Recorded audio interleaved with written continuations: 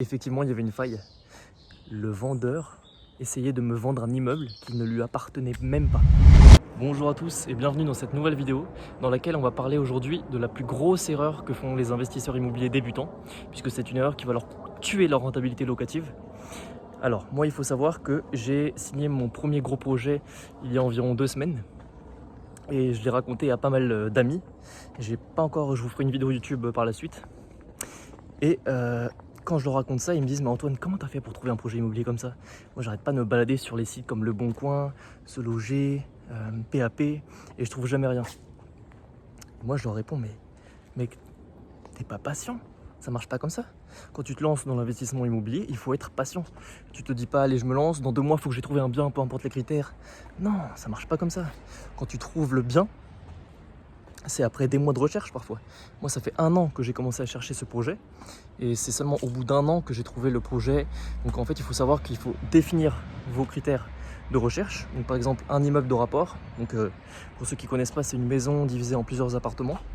Donc un immeuble de rapport de 4 appartements par exemple, avec une rentabilité nette de 13%, on va dire, dans l'idéal. Vous fixez ça avec une telle somme en travaux, un coût total pour votre projet. Vous définissez l'emplacement, la localisation, c'est vraiment le plus important en immobilier. Donc voilà, vous avez tous vos critères de recherche, mais après, on trouve des projets avec un seul critère de recherche, très très facilement. Après, pour avoir tous les critères de recherche alignés, là, pour tous les regrouper, c'est un peu plus compliqué, mais ça se trouve sur le marché. Si ça ne se trouvait pas, ok, on peut faire des concessions. On peut faire des concessions et diminuer la rentabilité recherchée. Par exemple, on passe de 13% à 11 ou 10% net minimum. Mais voilà, comme ça existe sur le marché, ces projets qui regroupent vraiment tous vos critères de recherche, il faut être patient.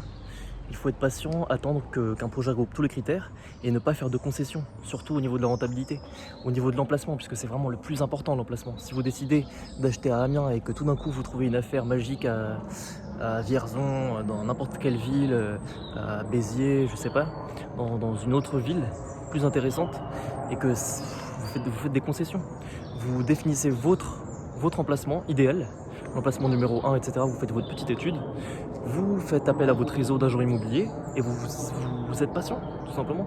Et surtout que le premier achat, donc votre premier investissement immobilier, va vraiment déterminer toute la suite de votre parcours, puisque la banque va vraiment voir si vous savez maîtriser la rentabilité, si vous maîtrisez votre sujet, tout simplement.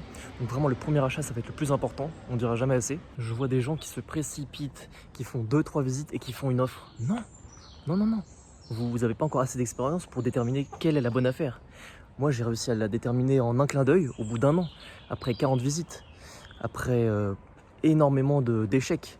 Une petite anecdote, j'ai failli me faire arnaquer sur un immeuble de rapport. Donc c'était un immeuble qui était constitué de 4 appartements. Et sur cet immeuble, donc tout était parfait, tout me semblait parfait. Je savais qu'il y avait qu'il y avait anguille sous roche, pour être poli. Donc j'ai demandé à mon notaire de vérifier les papiers en détail, etc.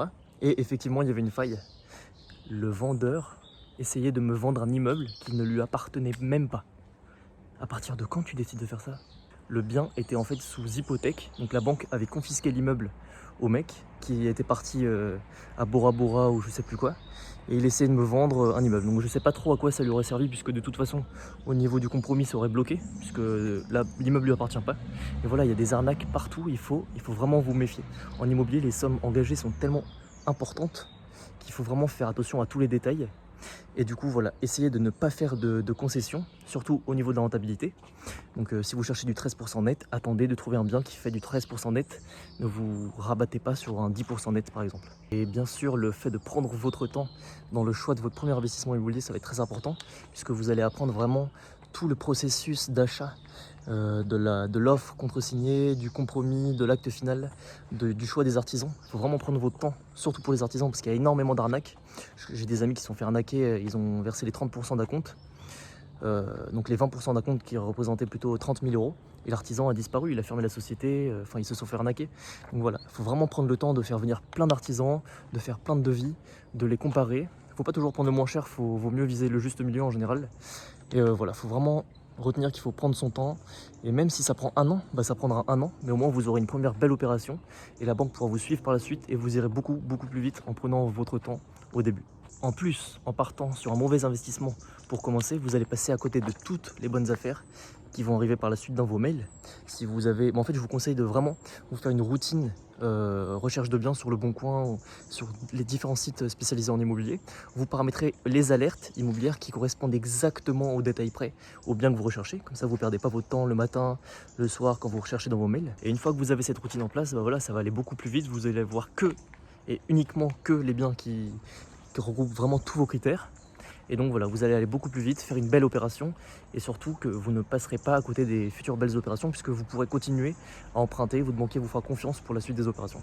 Et surtout, ne désespérez pas, je sais que le marché immobilier est très calme pendant les vacances, notamment pendant le mois d'août et pendant le mois de décembre, c'est vraiment une catastrophe.